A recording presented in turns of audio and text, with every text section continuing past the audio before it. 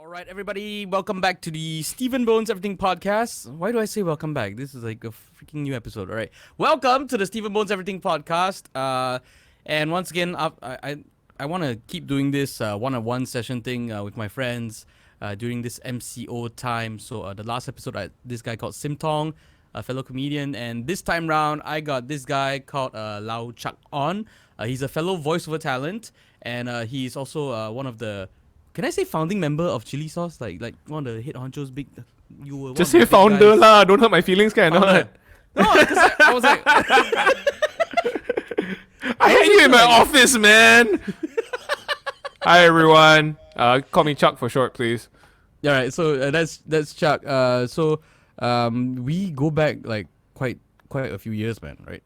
Oh yeah, dude. Like when I knew you, I think you were still like at BFM as a sound engineer. And I remember you coming up to me at one point in time and saying like, "Hey, how do you break into voiceovers?" And then I was like, it takes a long time, man. You gotta do this and do this and do this and do this. And next thing I know, like 1 year later, you had more jobs than me already. Dude, you might want to back up a little bit. Guys, okay.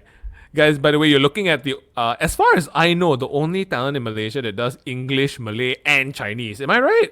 Like, no lah, I think that got like others, and my there's a couple. I just don't know their names because I mean, want to, like, you know. Just because the Chinese part of it, right? You're gonna be so Chinaman that I feel like you're gonna pick up Tamil at some point in time and just like corner that market as well. Probably lah. I can say Vanakkam pretty well. No, but my Mandarin and my BM is like quite like not here, not there, man. That's why I don't really like to promote it, because people like, oh my god, he's a talent that can do all 3 languages, and then they'll send me like scripts that are like 5 pages long, and I'm like, man, like 10 seconds in, right, you're gonna hear what race this guy is. Yeah. Okay, so for years, right, I was actually doing this voice of Chip from Chip Small. I did it in Chinese also, so it's one of the only for those who don't know me, I'm a total banana. I don't speak Chinese. So there's this character called Chip from Chip Small who looks like a giant turd lah, basically. And well, that's the last job I'm getting from Chip Small. So basically, I would play that voice. I started it in Malay, and then for some reason they brought me in for English, and they brought me in for Chinese as well. And I think I played that voice for like 7 to 8 years, and it even had its own children's program and everything like that, right? Wow. Okay. Yeah, and my BM voice was nowhere near authentic at that point in time. Like it sounded Chinese lah, you know, like sometimes how your mom like says like, you know, they talk to the mamak fella or whatever. It's like boss loti tanai satu, you know, like it's not that Untuk bad. maklumat lanjut. I was so paranoid, right, that someday, you know, I'd be on the street or something, and then my friend would go like to some Malay kid, go like, hey, he's the voice of Chip, you know. I was like, ibu dia Cina, you know. Suddenly Chip Small just lose their halal status for no reason, right? Oh wow, that's the kind of thing we can talk about here. Nice, very very nice. Hey man, if this was like a big time podcast that was on like a prime time network, we'd be having a lot of trouble. But you know, unfortunately, we're on the internet. Yeah. I mean, viewership. Yeah. We were talking about this just before we came on, right? Like the difference between the various kind of channels that you speak on. Like I've been a morning host on a big radio program before. That was difficult. You know, like the kind of formatting, you feel like a talking monkey sometimes. And there's a lot of rules, and like you have to you have like how many seconds to like say something, and it's so weird, man. You feel like a glorified talking monkey, you know, honestly. I always felt like these kind of radio stations, right, where they come in and they tell you like, okay, you play 2 songs, and after that you come in and you have a 30-second spot to say whatever you need to say, and then you have to promote the other song and do this. And you have to smoothly transition, right? And coming up next is da da da da da da da da. Yeah. And I find it extremely strange, because like the whole point of being like the voice on the radio is so that, you know, you're able to express yourself, display some form of personality, so listeners can decide whether or not, this guy, I can, roughly identify with this guy, I know who he is, and I want to listen to him more, And like stations are trying to look for personalities, right? So they can bump you up, what show to put you on and put you on the morning show or whatever. And then they're like, oh, I want you to show all your personality, but you got like 15 seconds like every time after 2 songs. What? Yeah, and you cannot call the station anything but this, and every time you mention the station, it has to be followed by that. You know, Yeah. I mean, yeah. It's and so then weird. I actually It's so did, weird. yeah. After that, I did a stint on BFM, which is more like live chat. Yeah. It was actually live, so that's like a kind of like mind blowing, right? Because previously I just pre-recorded everything, right? Yeah. So I had to, like, oh, I don't like this. Okay, I can delete it and sound sexier, you know, here or whatever. Yeah. And Light was just like, BFM was just like, oh, you know, whatever you say goes, like, you know. Yeah. Yeah, Pretty that much was quite lah. I mean, fun. I think BFM like they've had to deal with like the authorities on a regular basis. I think until the point where like they're quite chummy with the authorities lah. You know, the people that handle that side of things lah. Like you know, it's like oh, BFM punya complain ah. It should be about something like this lah. Yeah. They said, oh, you know, we know who to call. We know when we get this number, you know, we know who's calling already, you know. And then when Yeah, I was exactly. there, I was looking at the topic. People were like, hey, this one can cover. It's like, yeah, what the hell? I was like, oh, okay, you know, because even at Cilisos also, like, you know, there are some topics where it'll be a little bit sensitive. Like in general, you know, if you're going to say something bad about a particular race, that person writing it has to be from that particular race. Those are the kind of rules Yeah, that you have. Yeah, we're still like as a country, we're kind of still in that zone, right? Yeah, what are you gonna do? Are you still doing any radio right now? No. After my kid was born, I stopped radio because all the shows I had were all like on the weekends and all that. So if I kept on it, I would have been working like 7 days a week lah. So Right. I decided, you know, I need to step off and stick some time out for the kid lah that time, you know. But it You miss would have it? been it would have been nice to still be on radio. But right now I kind of enjoy this doing the comedy stuff, making the videos, making like these podcasts as well. I think this podcast is the closest thing to radio for me lah. Yeah. And But it's different very- because like every episode you have someone coming in as an equal versus like a guest or that yeah, kind of exactly. thing, right? Which is but that's the way I feel it should be.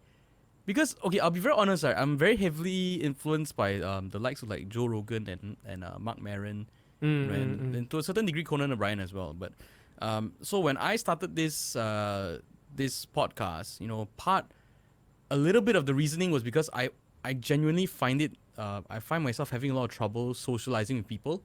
Right. Like you know me, right? I'm like I've told you before. Like I can be like an ultra hermit. Like if I really want to be, you know. The funny thing about voiceovers is like there's a lot of closet introverts, what I call them. Yeah, right. Because like I mean the way the industry works, like I think I told another voiceover this before, like it's not just about your voice, it's also about like, you know, whether or not people can remember you, they have a good opinion of you.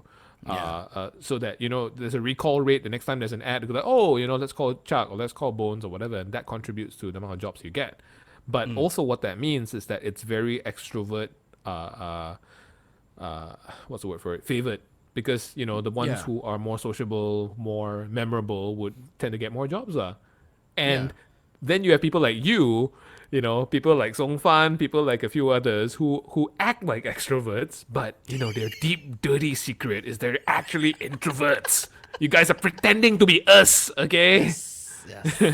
It's like, hey, me I'm how wrong. are you? Yeah. I need to get out of here, you filthy people. I need to go home and wash myself. Ugh. You know, yeah. No, Oh but my yeah, god! Like, honey, I talked to like 5 people today. I need a hug. No, and then when I talk to my wife, right, that makes 6, right? That's why I lagi need to take a shower. I was like, okay. Oh, I was counting her, but you know, that's fine. Okay. Right. But anyway, like the reason I started this this interview format podcast, it used to be, this podcast has 2 components, right? One is the regular episodes, which is just me talking to microphone on my own, like a single man screaming into the abyss kind of thing. Yeah. And the other version is this version. And I started doing this because, like, you know, I was like, okay, I like talking to people, you know. No, really? To a certain degree, I really like talking to people, but I Okay. don't like those the regular settings that we get. You know, the settings. You don't where like it's small talk? Yeah, I don't like small talk, and I Right. find it, you know, and I find it very distracting. You know, when it comes to like normal conversation settings, You know, you got your phone or you got someone else, or you know, the moment you try to go into one topic, someone chimes in with something else, and it just goes everywhere, lah. You know, and sometimes when you try to approach something that's a bit deeper, if that person suddenly doesn't feel up for it that day, there's like 1,000 ways they can be distracted, and they just like brush it aside and just move on. Whereas something like this, like we're very contained, so we're kind of forced to like, you know, spearhead like fight through things, lah. Also, like, you know, me agreeing to like come on this podcast, I will be aware that, you know, we will be having a one-to-one conversation, lah. Yes. Whereas, you know, in a public setting, sometimes when you're having a one-to-one conversation, it might not be voluntary. It might be just, oh, you know, I'm sitting next to this guy, and suddenly I initiate a conversation. The guy's like, what the hell, man, you know? Yeah, but most of the people I've brought on this podcast have been people that, like, you know, I genuinely have like a good time talking to, lah. You know, but it's always been like, yeah, no, really, because like we've had multiple chats like that happened out of nowhere that lasted for hours, and it always got cut off because like someone had a life, someone had somewhere to go, you know, we had Probably work, a voiceover. or, you know, yeah, probably a voiceover, or, you know, or whatever it was, lah, you know, but which is why I felt like, you know, it'd be nice to have like this kind of setting where, Yeah, it's funny you just sit down mentioned. and talk, and yeah. It's funny you mentioned Sim Tong as someone I always wanted to catch a beer with as well. Really? Yeah, that guy is funny, man. Dude, after this podcast, I'm gonna show you two things that would change your goddamn life, my friend. It will change your life, and it will change your opinion of Sim Tong as well. I can imagine him being criminally offensive. Yes. Yeah, I've got that coming up, dude. I'll show it to you after this recording. I can be criminally offensive as well. It's just I'm very aware of when the mic is on and when it's off. So Yeah. that makes all the difference. Sim Tong knows. Sim Tong, like, the moment it doesn't matter. Like, the moment his brain picks up on something, he just like, I used to be like that when I was younger. yeah. He's like Spider-Man with no self-control, you know. So he just shoots out like offensive stuff left and right, is it? Blurts offensive stuff. Yeah. And then he hangs on to it and then swings to the next offensive topic that he can find. Yeah. Yeah. Wow. I wanted to ask. Yeah. I wanted to ask one thing though. Because I mean, you're an introvert, right? Well, what's your Myers-Briggs type again? Do you know? I wanted to say NTFS, but then I realized that's like That's a Windows file format. Yeah. And no, you're a computer. You're NTFS. Got it. NTFS, yeah. And you're a Windows computer. You're not even cool. No, I'm just fat. I'm just fat 32. I'm in my 30s and I'm overweight. That's it. Yeah, you should have said fat 32. That's a better pun right there. No, but you're introvert lah, right? I think this INTP or something like that. INTP sounds about right. Yeah, you sound like an INTP. I think so. I remember. So introvert, intuitive, thinking, perceptive, which is not that far from me. I'm an ENFP, which is extrovert, intuitive, feeling, perceptive. Okay. But also, I mean, our backgrounds, we couldn't be more different. Like, you have a kid. Sorry, you got 2 kids now, right? Yeah, I got 2. You got 2 kids. You have a wife. You're staying in a place that's very far from civilization. You don't like small talk, and I am none of those things. So I have no kids. I'm staying very much in central PJ. And I'm an extrovert, and I actually do enjoy small talk. I mean, I enjoy, you know, conversations like this as well. But there is a certain kind of cut and thrust to small talk which I actually like. The challenge always is like to change small talk to big talk. You know, like what you said. Sometimes people feel uncomfortable about talking about serious topics. I don't feel that. But I mean, that's besides the thing. The question I wanted to ask was, how is the MCO different for someone like you compared to someone like me? You know, I'm so curious. All right. Here's the thing, man. Going into this, right, you would think that, wow, like, for Steven, this is like a dream come true where like he's just holed up at home, doesn't have to leave, and all this kind of stuff, right? But you miss out on the fact that I'm holed up with my family. So that kind of just kills the hermit in me, you know. It's like Tom Hanks Does your wife in watch this Castaway. podcast? It's MCO, she can't leave anyway, so it's fine. Okay. No, but it's like, can you imagine like Tom Hanks in Castaway, but then there was like an entire family there. It will just Yes, ruin it's the called movie, Robinson Crusoe, bro. Yeah, and that stuff doesn't end well. But okay, like what's the Wait. Sorry. No, let me stop you right there. Yeah. You're saying that Tom Hanks. I remember watching this movie. Tom Hanks was not a happy person on that island, but you're saying that he would be less happy if he had a family with him. Yeah. Wow, your kids must be horrible. They will be. They will be. Wait, how old are they Children- now? Now the oldest is gonna be 6 this year. Youngest is gonna be 3. Just like that, right? Oh, past the terrible twos already.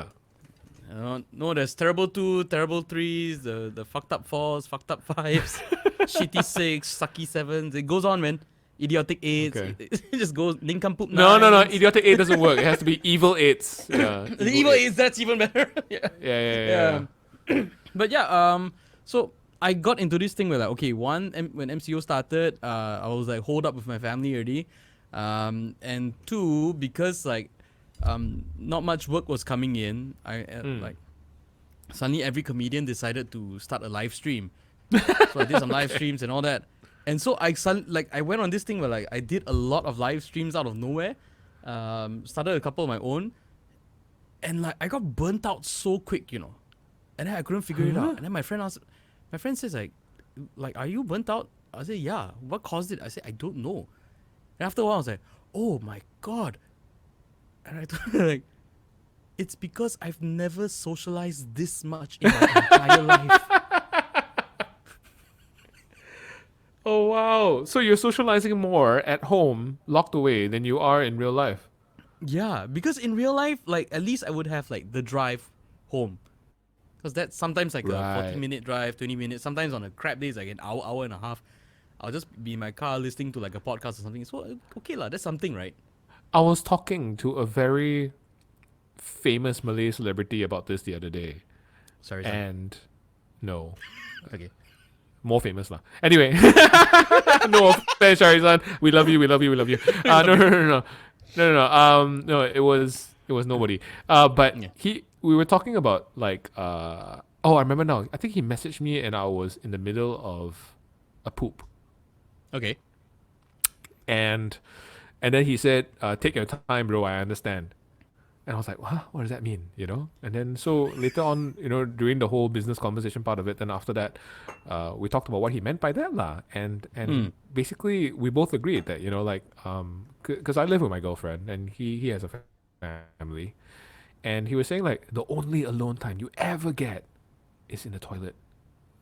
That's what I Right? think, That's right? like your space. Yeah. I mean, nobody's that's going to walk in on you when you're pooping, so... My wife tries to talk to me when I'm in the toilet taking. No, after that's having a against the shower. rules, man. No, you got to put your I foot down know. on that one.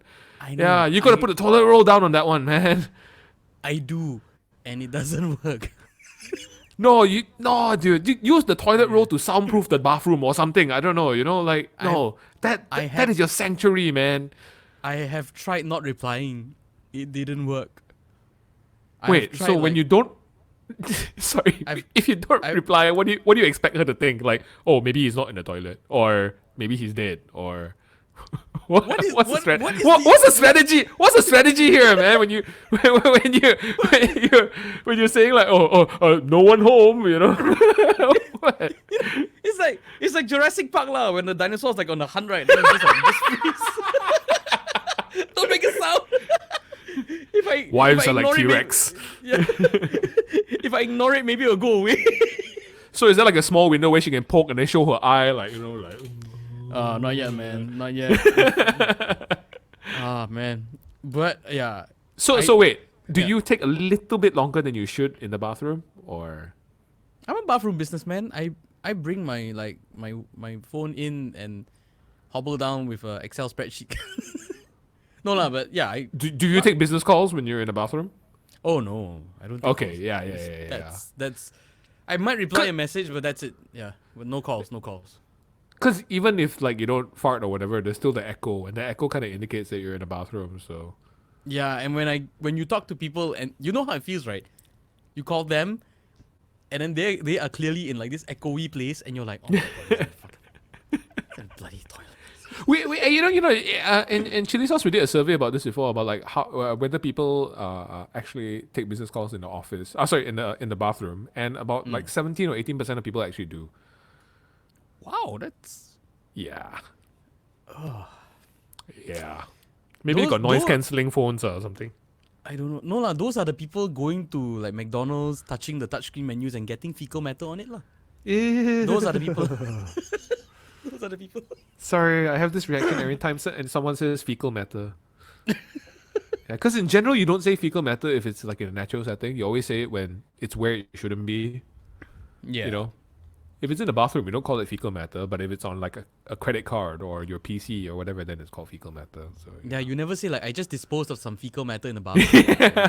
it's like what? It's like Okay, sorry. Back to the original question. Like, so what's it like? I mean, aside from the whole family thing, like, is it the problem right now? Is alone time? yeah, not having alone time is a big thing for me because my thing with alone time is that it's not enough for me to have like a room to myself and no one disturb me.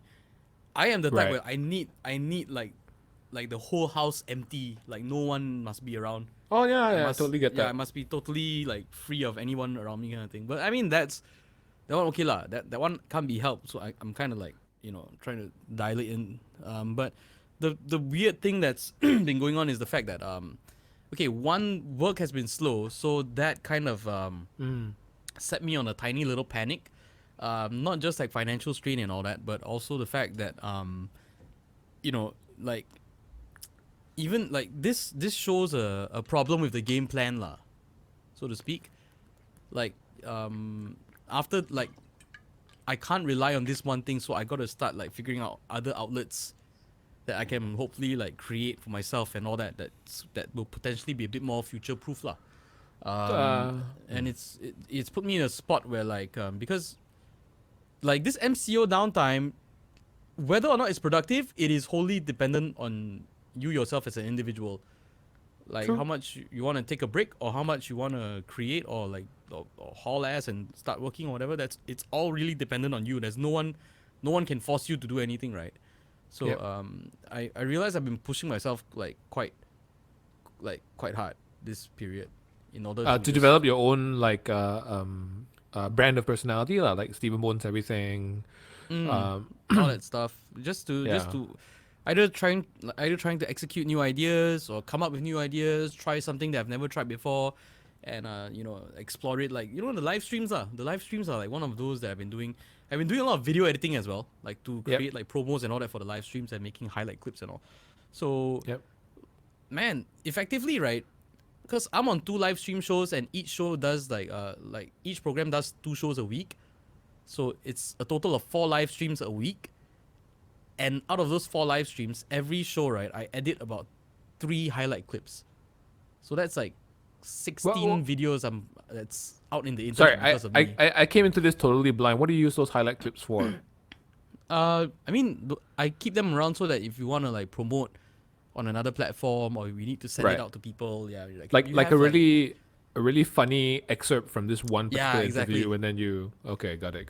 Yeah, that exactly. makes sense. Mar- But those are not difficult marketing- to edit, right? I mean, you just put some text on the bottom and on the top, and then It's still time consuming, dude. It's still time consuming because you have to find like Really? out of like an hour and a half show, Oh, you yeah, have yeah, to yeah. find that like dial into that 1-2 minutes, 3 minutes kind of thing. And do then a you have to, marker lah. Have like a little notepad next to you, and then there's this timer there. Then you can say, "Oh wow, Chuck was really funny at 23:42 or whatever," and then you can just keep that one.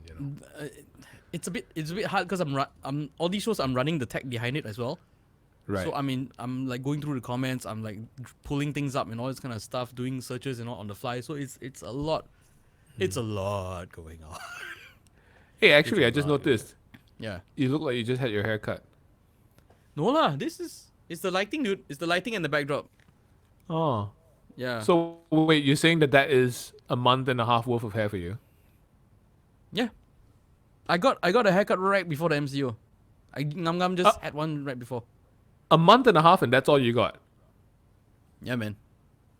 Like I usually get it quite short, but that's it.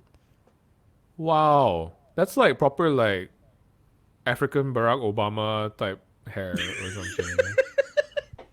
The hell, man! Look at mine, and I've already cut it. Oh gosh. No lah. Yeah. That's how hard I work. Like I work so hard, my hair doesn't have time to grow. My Chinaman mustache grows faster than your hair, way. Seriously, I mean, look, I probably have more hair here right now than you have on your head. Yeah, That's dude. ridiculous. The Chinaman mustache thing, right? I'm quite disturbed to see how many like Chinese guys are trying to like grow mustaches during this period. Oh, I tried for 2 weeks. My girlfriend insisted that I shave it off. Yeah, because it's not a mustache, man. It's Yeah. yeah. It's some kind of life form, but it is not a mustache. It's two eyebrows below your nose. That's what it is. Yeah. Yeah, It's essentially. it's like if you you just like rub your eyebrows, right, and then like some hair just fell. You just decided to stay there. Yeah, because of your saliva, you licked your upper lip Yeah, and just went yeah. yep. You know. Yeah, But it's bad. how has MCO been for you? Because you are like the opposite. Yeah, it's I think I've gone through various stages. So the first stage, I don't know, I'm sure you had stages as well, which I'm sure you can talk about after this. But the first stage that I went through was, okay, 2 weeks doesn't sound so bad. Right? No, actually, full credit. First thing that I thought was that bloody hell, our government actually acted as fast as it should have. And I didn't expect that. Oh, okay. Never mind, finish your thought. I had totally different thoughts on that. Yeah. Okay, anyway, we'll go into that later. Okay, so let's leave the government topic for later. Okay, let's talk about how Okay. I felt. So, I think the first 2 weeks were just kind of like a weird kind of holiday. We were still getting used to it. I think at that point in time, the lockdown wasn't that hard yet, so I still went into the office every so often. Make coffee, talk to the staff and everything. And then after that, then we stopped going to the office, obviously. And then, the first few, I think, days we were doing grocery runs every 3 days. And then now it's more like, once a week. So it's kind of changed. I think for me as an extrovert, the most difficult part is not being able to see my friends. Not being able to just interact with other people. I mean, yes, my girlfriend's great, but, variety is the spice of life for an ENFP. She's so, not 10 more different women. Oh, it didn't have to be women, man. It can be just like women and men, right? Because, you're just talking about friendship, right? So, note to your girlfriend, please pretend to be more guys as well. Oh, no, she does. She hangs out with Jason okay. and Ernest all the time. Okay. Yeah. Yeah, that's like a whole, like, Jason is an extrovert also, right? He keeps proclaiming it on the internet lah. Yeah. He's constantly. I've never seen anyone bitch about the MCO as much as he has lah. Really.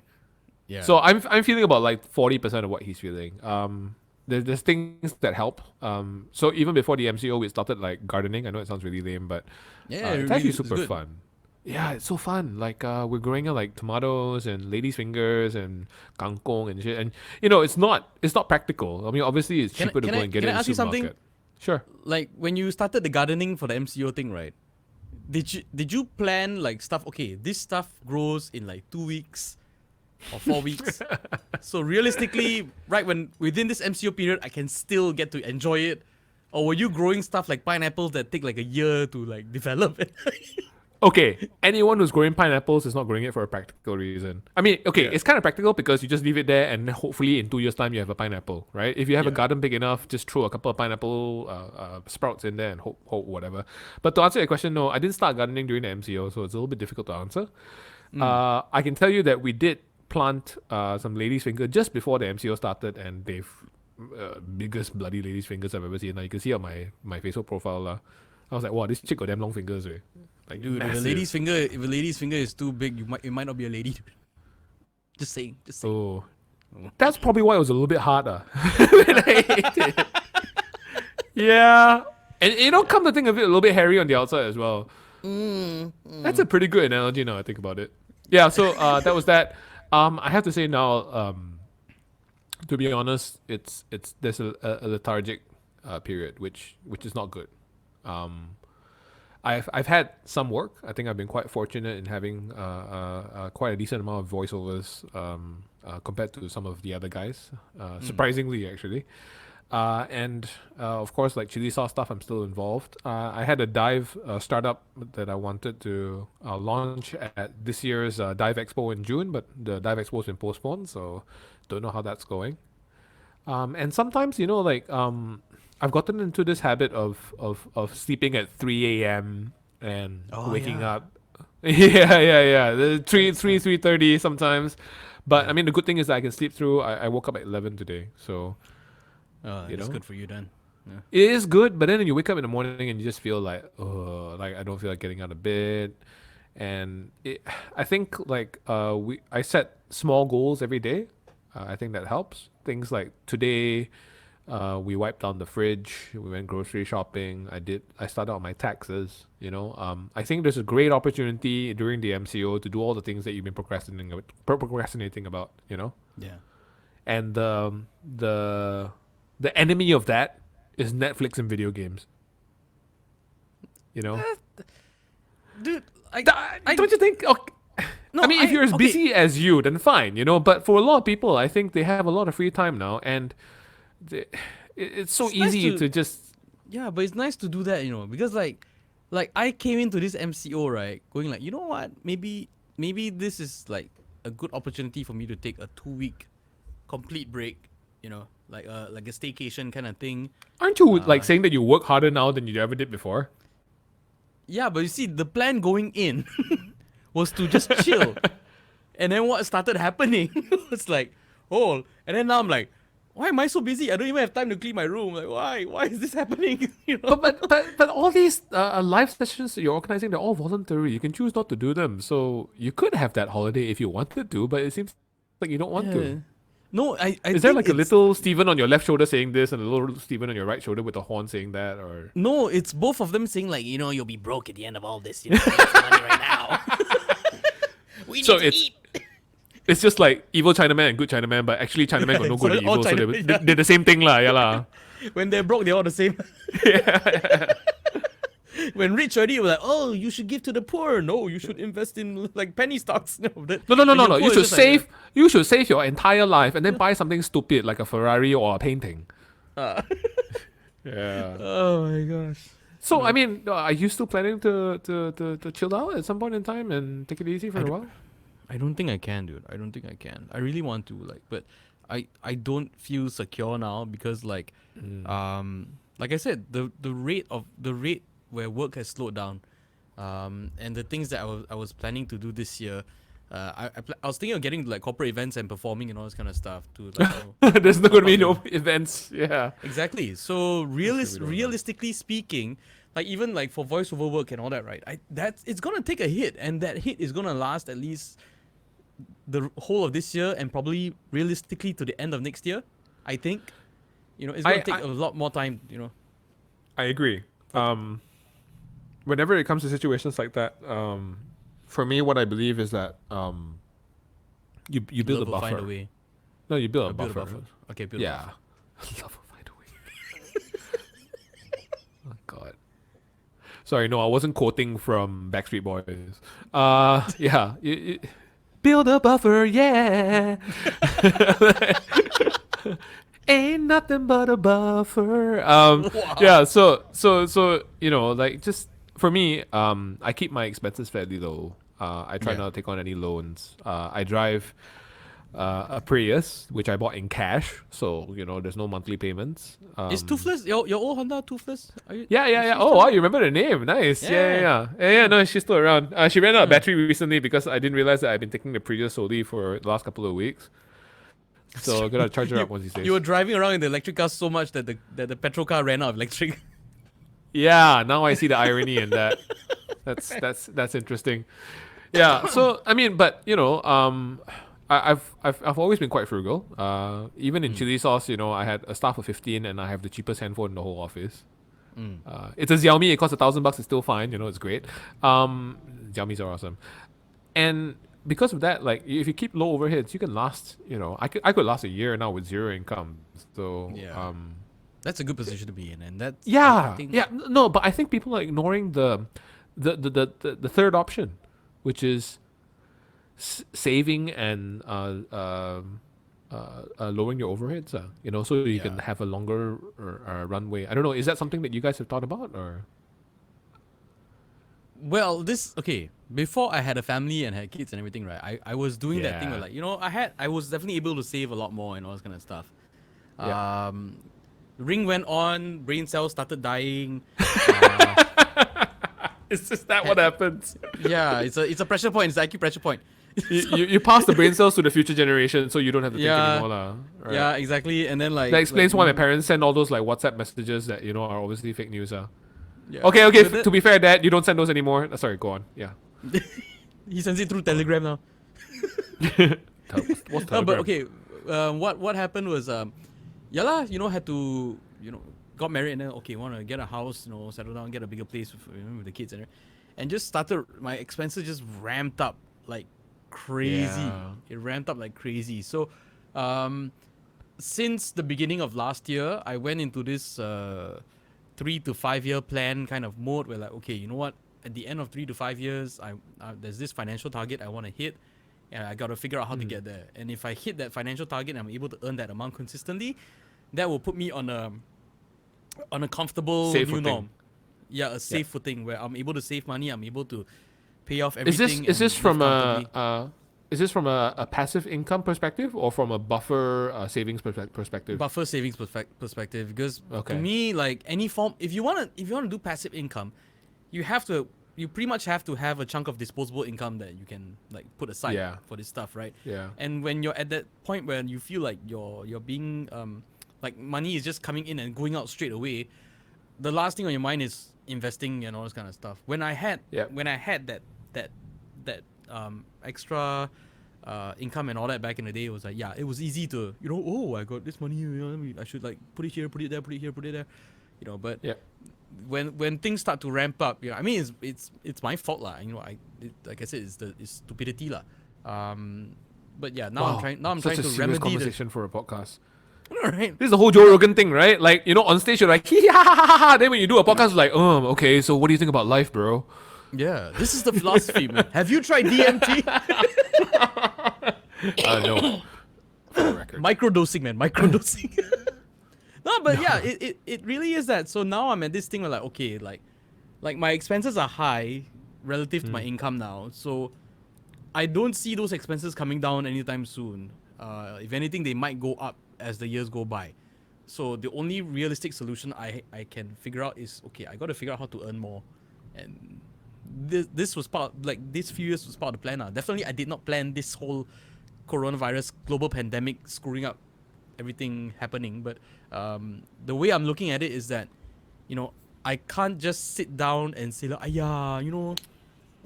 have to wait another year of my plan. Die lah, okay lah, have to just give up lah. Just, I can't do that. I need to crap, I got kids to feed. Apparently my wife eats as well. So I'm like, I have to I have to figure things out, and I'm not gonna do it by like selling pencil boxes or whatever. Like, that's not my thing, right? So I have to figure out something that I can do, that I enjoy, that I can build, and hopefully, something will come out of all of this lah. By like somehow, some way, that kind of thing. I have a slightly different perspective. I mean, obviously, I got no kids, right? So it's not a apples to apples kind of thing. Actually, speaking of that, can I ask you a question? Do you do the grocery shopping in your house, or does your Yeah, I wife do do. it? So yeah, I do. Big question: do you buy organic vegetables? No. Okay, No. good, because you save a lot of money then. Yeah. Do it, and it's It's It's- pointless. it's so. First of all, no one verifies this organic stuff. Can you honestly say that did someone have a CCTV on your carrot for its entire life to see that not a single bit of fertilizer or whatever got on it? There's no certification. And like for Malaysia, we got to remember, the states and all, they have like their standards for organic foods and all that. I think local Yeah. Malaysia, we don't. It's just people slapping the word organic on it. I think that's literally it. Yeah. I think that's it as and- well. and And besides- it's so much more expensive. Yeah, and besides It's the so organic much thing, more expensive. there's also the imported vegetables. Today, I saw spring onions, spring freaking onions, all right? That usually cost you like what, 50 cents, 60 cents, 1 ringgit max. Yeah. This Yeah, one, $1 ish. Australian spring onions, 5 ringgit 60. I was like, kiss my. Some spring kiss my onions, mate. Malaysian ass. Spring onions. All right, yeah. Really sprung a surprise on you, eh? Yeah, it goes where you be. Yeah. Ew, what the hell? Yeah, right. No, it's like it's No, stupid. and the thing is, right, you don't notice it with one thing. Like, okay, you want to have organic Australian spring onions for once, fine, go for it, right? Yeah. But soon that becomes the norm, and then you get organic broccoli, and you get organic carrots, and then you get organic tomatoes, and the next thing you know, your grocery bill goes from 30 ringgit to 100 ringgit overnight. And people don't Yeah. notice this kind of things. I see sometimes like on my Facebook wall, right, people posting like, wow, I spend 800 ringgit on groceries every month now, and I don't know, I can't survive or whatever. I'm like, what the hell do you buy for 800 ringgit worth of groceries, even if you have a family of four? Yeah. But actually, I don't know. Like a family of four, does it cost 800 ringgit a month? So. Potentially more sometimes. Potentially. Oh, more. okay, then I don't know what I'm But talking it about. I'm depends. talking rubbish. Yeah, Sorry, no, ignore but- me, ignore me. No, but it really, because it really depends, man. Dude, like, okay, down to like shopping for a bachelor, right? When you go, like, say you buy like chips, Yep. a bag of Ruffles versus a pack of like Mr. Potato or Tastos or it's a huge difference. It's like what like Ruffles will run you like what, more than $10? Yeah, so Yeah. I feel that the key here is never lose sight of what is a luxury and what are your basics. Because Basically be a cheap bastard for the whole life, lah. it's not about being a cheap bastard. I think, like, for instance, like I do like buy truffle potato chips every so often or whatever. Yeah. But the important thing is not to buy all the time where it becomes the norm, and then you find a new norm. You find like premium truffle potato chips, which now cost, Yeah. $28 or whatever it is, or you find some salted egg potato chip that costs like $100 a pack because that's your new normal. So I feel like the resistance of the new normal is what would make the majority of people happier. But I think like this whole like with everyone cooking at home these days, right? I think that helps a lot as well. Yeah, for sure. Because I feel- you suddenly understand how much your food can cost. If like compared to like delivery or whatever it is and all this kind of stuff. At times like, Actually, delivery is not cheap anymore, man. dude, no, like I ordered like one day my daughter was like craving for sushi, right? So okay lah, that meal like just order in lah. It's just like a couple of bowls of udon noodles and some sushi. Suddenly a pop $60, 60, 70, for how many 80 people? bucks. Just for her? For 3-4 packs, but it wasn't like a fancy meal kind of thing lah. Okay. Wait. Yeah. Let me test you here. When's the last time you ordered McDonald's? It was a couple 2-3 weeks ago maybe. Okay. Yeah. How much is the cheapest value meal on McDonald's? About what, $4-5? Damn. Happy Meal? No, not even. Okay, let's say not Happy Meal, like a normal value meal, like your Big Mac or Filet-O-Fish or whatever. About $7-8, I think. No, try 17. 17? Yeah. I don't ask Damn. me why. I'm shooting myself in the foot for McDonald's, but the one thing the voiceovers always have to worry about is like, oh my god, did I just badmouth my client? But I mean, in general, Just all call it delivery stuff is McShoney's. yeah. Any red, yellow American brand. Yeah, it's not cheap, man. Like, Wait, you're talking about delivery or you're talking about the meal itself? delivery, but delivery is supposed to be the Oh, same yeah. price. It's supposed to be the same price. No. They always say same as store, same as in store or Yeah. whatever. But it's Did not. you order? It's Did you order from McDonald's or from all the apps, or the delivery apps? from the app lah. And it- Kena. other things aren't that expensive, but for whatever reasons, fast food is. So, I think it's like a Filet-O-Fish or a quarter pounder, whatever. It's like $15 to $19. Yeah, dude. I did realize it. Because like with the first time I saw it on like a food delivery app, right? I was like, wow, okay, they can deliver a chon, right? And then my neighbor pointed out to me and said, like, bro, like why does their stuff cost like so much more? And this is before the extra delivery charges.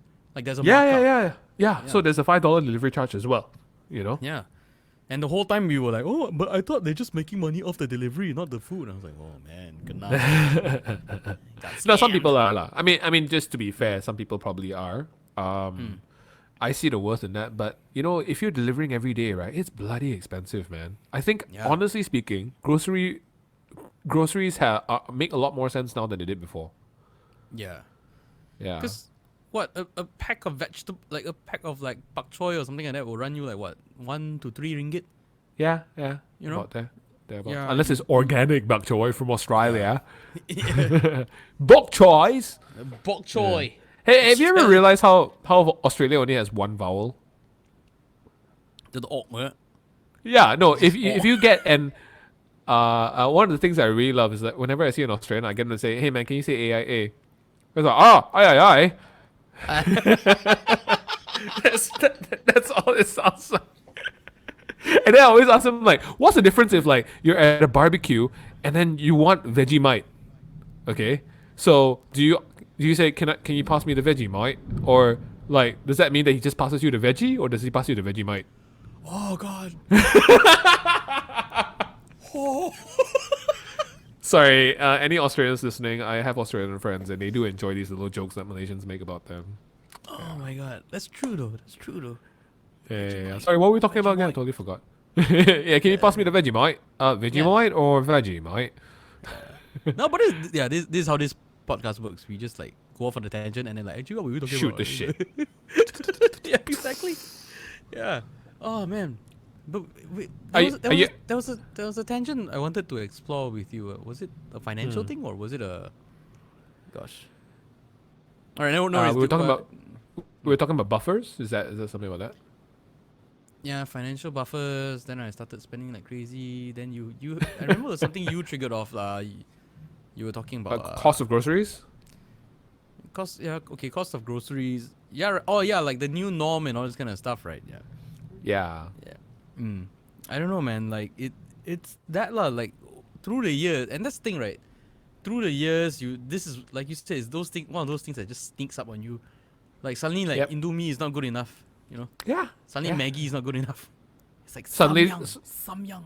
3-star hotels are not good enough. Yeah. You know, Air Asia economy is not good enough. Yeah. Yeah, it is really sneaks up on you. So it's important, like I think, like every so often to just consciously either maintain or lower your standards. You know, among my other groups, like there are some groups where some guys always go like, oh, you got to level up, oh, you don't appreciate this wine, you got to level up. It's like, why do I want to level up? Like, what would this newfound appreciation give me?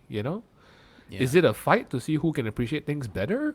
To me, it's just like, okay, I enjoy char kway teow. Yeah. But Like, would you say that having at least one obsession that you are like that you would allow yourself to like spend like crazy on one particular thing kind of thing? I would say that you can allow yourself to splurge on whatever you want as long as you're conscious about it.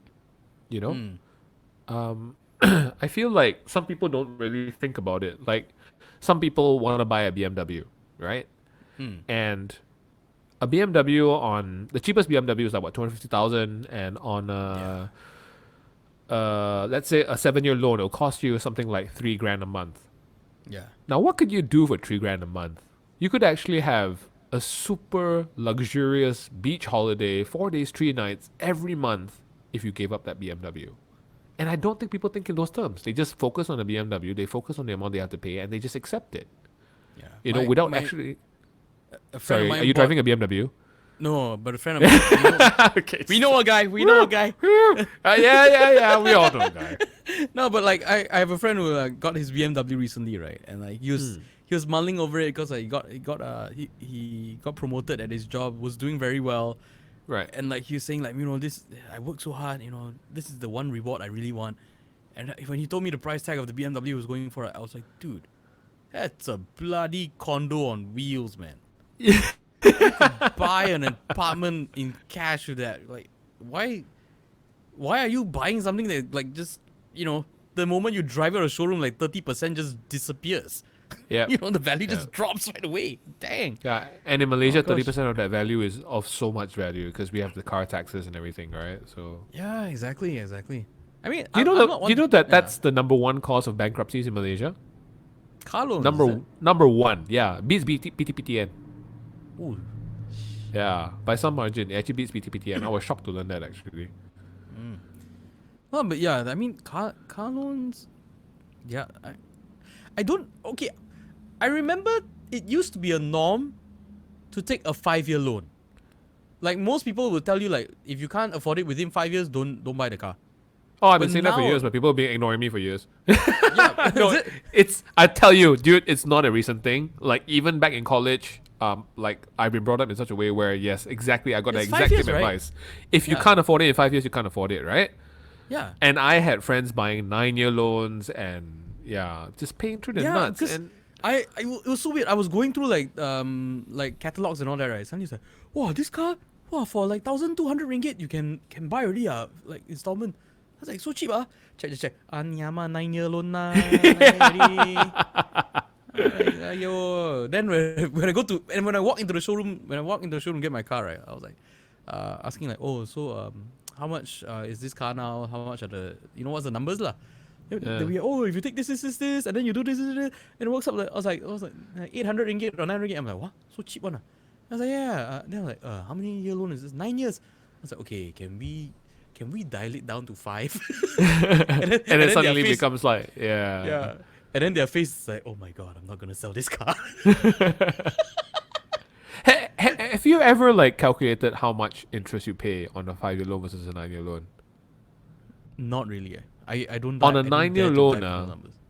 On a 9-year loan, you're paying about 1.7 times the cost of the car. So if you buy a $200,000 car on a 9-year loan, you're paying about 300 plus thousand. It's crazy. It's madness. It's just And- But the Yeah. thing I find very disturbing is that how this behavior is being encouraged. I mean, I understand that financial institutions and like the industries are trying to make a profit and do what they have to do, capitalism lah, right? But the Oh, have fact you is watched that- Dirty Money on Netflix? No, I can't bring myself to watch it. Oh, you have to watch it, man. It's so good. Yeah. I mean, okay, not all the episodes. Like the episode on Maple Yeah. Syrup was just weird, but all the other episodes are so good. Not just the Najib episode either. Like all of Okay. them are like really well produced, and it tells you like the problem. Like it's basically like this whole thing about the duty. It's in a free market economy. The duty of a business is to grow non-stop. That's what the shareholders want. That's what the bosses want. That's what everybody wants, quote unquote. And there comes a point at which you grow and you realize that you're no longer serving the human race. You are serving the goal of growing, and that's when all these corruption or whatever things happen. Yeah. It's like people have to keep satisfying their shareholders, and they start getting into like dirty stuff. Yeah. It's a failure of capitalism and all that. But you know what? I just realized that this just became BFM.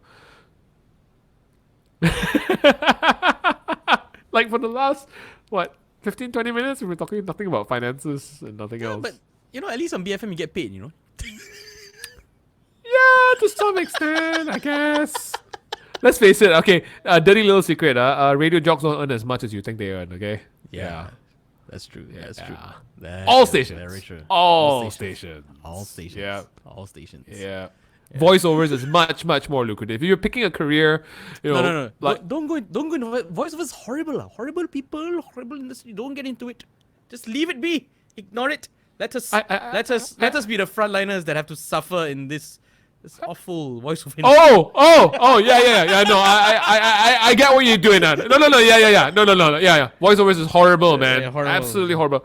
The Horrible worst job in the work. world. Like you have to work so hard Yeah. to earn, like ringgits Yeah. per second.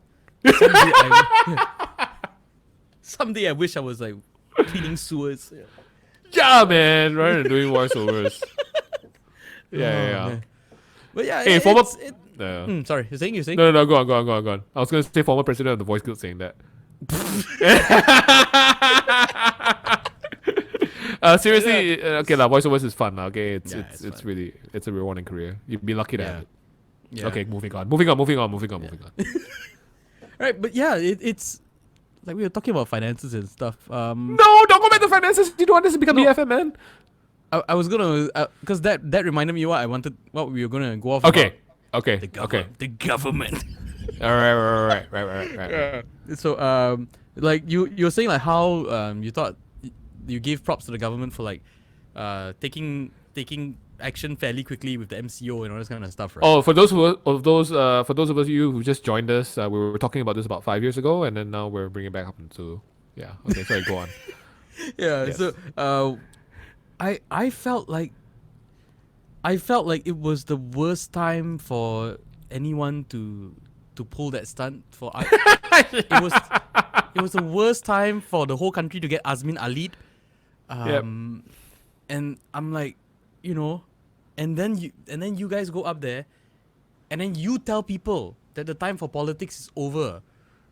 It's like you play Monopoly, and then you flip the table, you say you win the game, then it's like, then time to play is over already, because you won. No. I got a better analogy. Okay. And if you guys are listening, feel free to vote on these two analogies. My analogy is you stole someone's girlfriend and you find out she got cancer.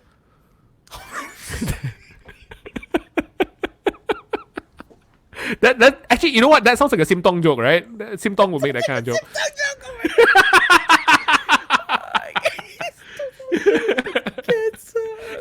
Can you imagine? It's like, oh man, that girl damn hot way. I need to steal her from my boyfriend way. Oh, finally got her already. Way. That happy? Huh? What? Go hospital? Oh, okay. Yeah. I don't know. That seems way more accurate. Yeah. Oh gosh. But wait. So you don't think they're doing a good job or what? I don't think they're doing a good job. Really? I think there's been way too much miscommunication. I think there's been we start from the beginning lah. One, it was a crap time to execute whatever they execute.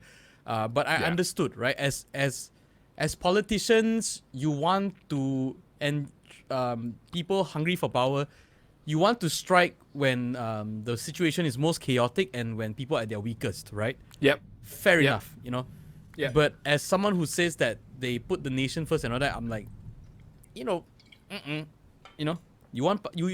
you're grabbing for power. You're grabbing for power. That's all I see, right?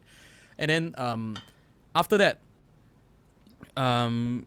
with the cabinet that was put together, I was like okay, one, in terms of racial quotas, it doesn't seem right to me. Somehow it doesn't look like the Malaysia I've seen. Maybe it doesn't. Other people don't feel the same way, but that's how I feel about it. And the other glaring thing was like, okay, race aside, there's so few women. There's so few women in this cabinet, which to me was like, wow, this is like, it's one thing to have less racial diversity, which is one step back as it is, to like bring down gender as well. That was like, wow. No. Okay, I'm not talking about the composition of the government. I'm talking about the response to the response, crisis. Right? So again, I don't think a lot of people will argue with you about the composition from the government is quite strange now. I don't think even the people in the government would argue that the composition of the government is quite strange now. Okay, you have, I mean, the biggest party in there is split into two. For the first time ever, I mean, just very quickly to segue lah. For the first time ever, you have one party in the opposition, and the same party is also in the ruling government. So that's that shows you how chaotic it is right now. Yeah, and you have the colonial ruling party, but it's actually the smallest and weakest party in the whole. Yeah, it's called Bersatu and it's split into two. I mean, how ironic is that, right? Exactly. Yeah, so people are calling it Berdua now or Bersatu. Bersatu. Oh, man. Yeah. But so you were saying, okay. Current response. Okay, so the current response, all right. One, if there had not been this whole freaking shift of power thing, I think action could have been taken much earlier and much swifter and with less chaos. Because with the new government coming in, one thing I noticed, like basic things lah, people were panic buying stuff before any formal news came out. Which every time I see this, it just shows like a lack of communication, because it just shows that there's you are having meetings inside, right?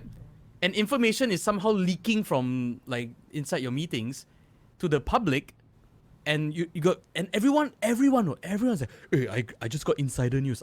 Insider news, this is gonna happen. Insider news, this is gonna happen. And these people with insider news, they start the wave lah, the wave of panic buying and all this kind of stuff. But if you had just been clear from the get-go, say, look, we're discussing certain options right now, but essential goods, you are still able to like buy your regular stuff, right? That at least that you don't need to worry about. Food, makan, you don't have to worry. Basic things like that. Traveling, being able to travel or not outstation. Like think it through a bit lah before you decide to just announce. There's been a lot of just announce and then like, oh, this happened. Okay, let's take it back. Let's try it again. Yeah, I mean, you're not wrong. But I think it's all relative. Yeah. In a time of crisis, there's going to be so much uncertainty that there's not going to be nobody's going to get it 100% right. Nobody's going to Yeah. call it exactly when we should have started the MCO or when we should call it off. Even that could be a mistake or whatever, right? I just was very impressed that we started it as immediately and as decidedly as we did. Because if we had started it 5 days later, Oh yeah. it would have been a Disastrous. much bigger problem. Yeah. Yeah, I mean, if you look at the numbers now of every other country in Southeast Asia, we're actually doing pretty good. I think, even in the world, like, have you seen any other country with more than 5,000 cases successfully flatten the curve? I don't think so, Yeah, it gets to I it really gets don't to a think point. so. It gets to a point where like it just when it hits a certain number, it just means that your country is like was weak, like there were like structural failures to begin with, and you're not able. to It's succeed difficult. anymore. No, I actually disagree with that. I think it's a lot of it is luck, man. Like, what happened in Singapore? We all know Singapore Yeah, man. runs things really well, right? They're famous for running things the best. But now their cases are exploding as well because they apparently forgot about the migrant population, And I think that, some similar things could happen to us. And, to some extent we've been lucky. But to another extent, I mean, I really have to give props to the government for actually... particularly the DG that everyone's talking about, right? Not the health The minister, DG for but sure. The DG for the health minister on the other hand. Well, I mean, it's still better than Trump, right? But it's so weird. Yeah, dude. like I said, so it's weird. all relative. It's all Yeah, relative. it's all relative. It's all relative. Like Yeah. on Trump's end, right? Like the only difference is that Trump actually has power. So like, because in the States, I think they have Dr. Fauci or something like that, right? And Yep, he's yep, he's yep. apparently a really good. He's totally way up there, like one excellent guy. But it's Yeah. just all getting destroyed by Trump. And over Yeah. here, we're quite fortunate because like the one that effectively is able to do stuff is the DG, right? Is a Director General. No, but I mean, you have to Bless give his props soul. to whoever's in charge as well for empowering the DG in such a manner, like saying, okay, you do your job. We're not gonna like mess around with what you're Yeah, doing. definitely, We're not gonna contradict you. We're not gonna like steal power from you or power grab from you. You tell us what's best, and Yeah. that But when in we- itself. Yeah, but when we congratulate you, we're gonna like not show your face, so that we can show the minister's face. Oh my god. But no lah, I think his face quite famous. Right? Ernest made him famous already lah. Yeah, that's for sure. No, but that's the thing, man. Like the ministers coming out, like a lot of them do not seem competent or vested in their jobs or the people's well-being. Oh yeah. seems, I mean, yeah. that's back to business as usual. Yeah, and then now with this whole every MP is going to be appointed a seat in the GLC kind of thing. I'm like, wow. Yeah. really? That stuff is business as usual. Like I said, I'm not commenting about the whole political Yeah. structure in general, but just the response to the coronavirus, I was quite impressed. Like, props where necessary. It's important. I mean, like having worked in Cilisos for this long, right? It's important to give props when props are deserved, because if not, then you're driving a wedge into the division even further. Because then you go, even when we do good also you don't say anything, then I'm not going to even bother to do any good anymore. You know what I mean? Bila kangkong naik, bila kangkong turun. No, but okay. I will give props in terms of the way they've handled certain things though, like especially the Prime Minister himself, right? I think he's been handling it pretty good. I think he's a bit more self-aware. He hired a when better he makes speechwriter. Yeah, exactly. I think everyone noticed at one point in time, like, oh wow, his speeches just suddenly improved suddenly. Right? You know, Yeah. like yeah. So well thought out, right? And then but that's the thing, right? At least he's able to identify that like on our end, it's not like India where like the cops have to go into the streets and like start writing With the people rotan, canes. right? And I'm very grateful for that. And I'm like, partly I'm glad that that us as a people, as a nation, as regular citizens, that we don't have to end up at that stage as well. Yeah, actually, no. I was really impressed because today I was at a supermarket and I was lining up behind somebody, and there was social distancing. They have those markers where you stand 1 meter behind somebody, and that person was he's like checking out the last of his goods, and I was about to put my goods on the checkout counter lah, because that was about 1 meter lah, right? Yeah. And then the cashier who was a migrant worker. He basically said, sir, sorry, just hold on for a second. I was like, oh, okay. And then I didn't say anything, and he basically explained to me. He said, we just don't want the same food on the counter until the other person is left. I was like, oh, okay. And then after the other guy fully cleared the counter, he took out a disinfectant spray. He sprayed the counter, wiped it down, and then he said, okay, now you can put your stuff on the counter. And I was like, wow, I mean, that's a very healthy and practical level to implement. Yeah. There's been other supermarkets where they ask you to wrap your hands like freaking Glad wrap, and it's impossible to open the plastic bag once you got the plastic gloves on, right? And that's not, it's totally pointless, right? The plastic gloves are totally pointless because COVID-19 doesn't come out of your hands; it comes out of your nose and your mouth and whatever not. So, yeah, it's been interesting lah. Like that is legitimately one of the things I hate most about wearing gloves is just trying to, open up plastic bags. Yeah, it's impossible, man. And then they had this one guy who had the proper rubber gloves, right? And he's like, oh, tak boleh lah, tak apa, aku buat magic untuk you. And then he can open, it's like, whoa, tengok ni magic. I was like, oh, yeah. And that's the guy that was spread. And that's the guy that was spread COVID-19 No to the rest of the world. Dude, I just wanted to make this a racial unity moment, and you just turned it into like a racial division moment. No, it's not division. Everyone gets COVID. Orang Cina ni tak boleh lah. So it's nuts, man. Like the trick I ended up like it's not even with the plastic gloves. Like sometimes like the sanitizer they spray on your hands. Yeah. Like it just you just like your fingerprints disappear and like you can't do anything anymore, man. There's no friction anymore. So I've resorted to like looking for like wet fruit or something like that, or some like source of water, just dabbing on it, like the milk carton or whatever, just dabbing on it so that there's some form of liquid, and then I can just like, okay, Oh wow, that's actually pretty smart. Yeah, because the first thing you want to do is just, yeah. I actually thought about that today. Yeah, I almost did that, and then I was like, yeah. I did the Indian fire maker method. And eventually it just... Okay. Hey, actually, I wanted to ask you. You live in Setia Alam, right? Yeah.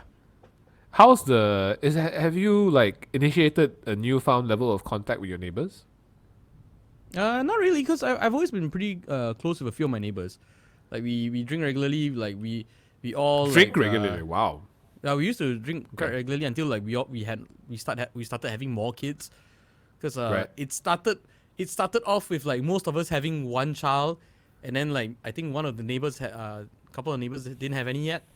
So now everybody has at least two.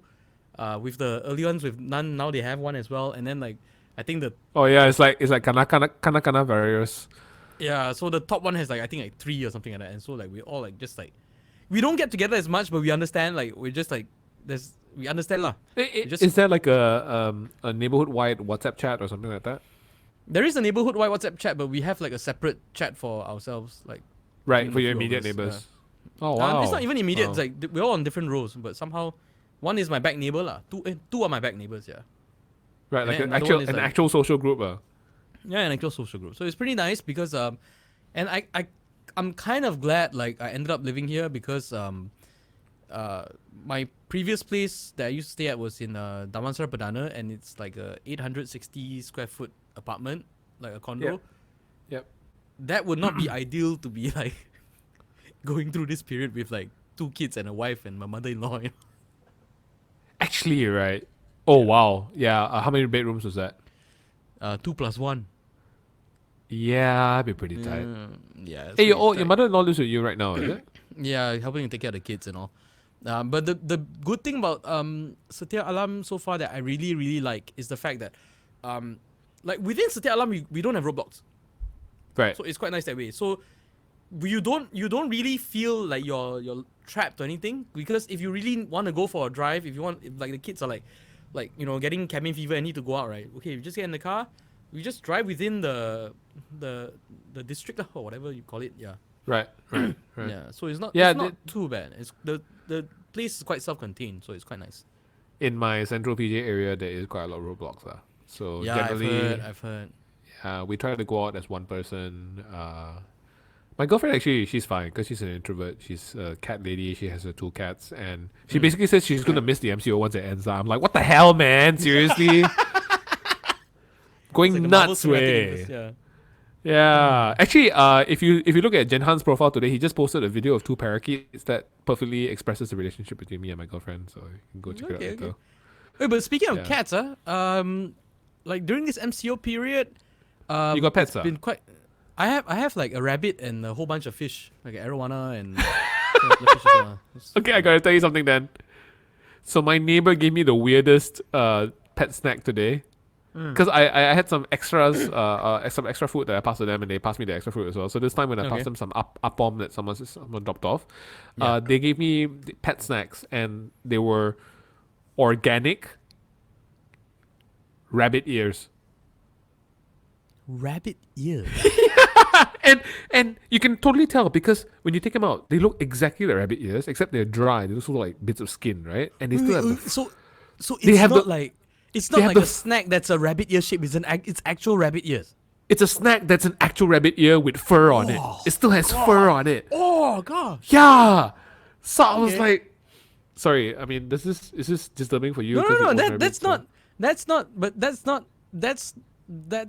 a prepackaged snack or anything. That's just slaughtered It was- and just wrapped up. No, it's prepackaged. It's prepackaged, Yeah, it's a modern packaging. It's like when sometimes like people sell like deer horns and stuff for dogs to bite onto. So this one is like Yeah. it's a proper like Rabbit ears, hipster packaging rabbit snacks. Yeah, it was really weird. And the dogs didn't like it. The cats actually liked it more, which is even weirder. Okay. So Yeah. you had one rabbit and I've got like a rabbit that's 8 years old now, 8 or 9 years old, and then like Rabbits which can is live like that long? yeah, which is he's like ancient for a rabbit, and then Right. arowana. But the thing I want to touch on was that when the MCO first started, right, there was like this wasp that decided to build a nest right at my front door, and then I came out when it was halfway building, and it sort of flew away, and I was like, okay, like thank goodness for that. A few days later, another nest started happening. I was like, oh god, okay, it flew away again. So the nest never materialized lah. So yeah, this half nest thing. And then after the wasp, I noticed like a cat, one of the neighborhood cats that used to like cross my house every now and then or just sit around the porch, right? She was like hiding in this, like just chilling out in this like abandoned shoe rack we had in the corner of the porch. I was like, oh okay, like okay lah, she's just chilling there. She's black and she just blends in. I didn't notice her, fine or whatever. And then like couple of days ago, like few days ago, my wife and daughters were. does she look like outside. kept like no collar and thing, right? No collar, definitely a stray, Okay. But she's been around the neighborhood lah. She's like she's lived here for a while lah. And then after like a couple of days ago, my wife and kids were outside, and then my wife was like, "Oh, you know, there's a cat like sleeping under the shoe rack there." I was like, "Yeah." I was like, "Do you notice there's kittens?" I was like, "Huh, kittens?" Oh And I was like, shit. oh, so there's like two kittens now, one black one and one orangey yellowish one. Right. So I was like, okay, I told her, like, okay, what do we do now? She's like, no, just leave it be lah, don't touch, don't whatever. I was like, yeah, but it's a mother cat, you know, like I feel for it lah, cause like, you know, just gave birth and then like The father's she is off, a bastard. you know. And me with my paternal instincts, right? Like I have like a whole house full of like my between my wife and my mother-in-law, they were like, yeah, just ignore it lah, just leave it be. They'll leave after they're done with or whatever. But I'm like, hey, don't lah, like, cause yeah, no, she just gave birth. She's got to like feed the kids and all that stuff. I said at least I get some cat food and like a bowl of water, put it out there lah. You know, at least she has like, easy access to food and water lah. You know, at least there's that. Yeah. So I've been And? so these past few days I've been like just feeding this cat and like watching the babies lah. That's it. And then like my Are you friend was gonna- telling me, like, Are you gonna adopt them once they come out? I don't think so. I'm not. I don't want like cats like tearing my curtains and scratching my sofas and all those kind of things. Right. So you're just playing with the pussy for now, but you're not gonna like There's no long term bring it home. commitment. Yeah. Okay. Not gonna put a ring on it. Yeah, not gonna put a ring. dirty Steven. Dirty. Hey, whatever happens outside the house. Just go out to them like, hey, let me buy you dinner, okay? Like just for a Yeah. couple of days, and then after that, you just gotta fuck off. Yeah. No, but dude, I had friends who were telling me like, oh, dude, okay, if you believe in all this like superstitious stuff, right, this is like supposed to be very ong for you because like, you know, if it's like a wasp coming and nesting in your house, that's a bad thing. If it's bees, Oh my it's God. fine. Yeah. Dude, It can you imagine like feng shui experts right now? What kind of Yeah. business do they have, man? It's like, wow, 呢個好黃啊. It's like, you're fired, bitch. Maybe that's why IKEA was having such a long queue in Singapore. Everyone suddenly consulted feng shui expert, right? Oh, so how if I want to keep my job after this circuit breaker thing? How should I arrange my furniture? Very simple. Where do you work? Top Glove. Oh wow, this year very good for you. Very good.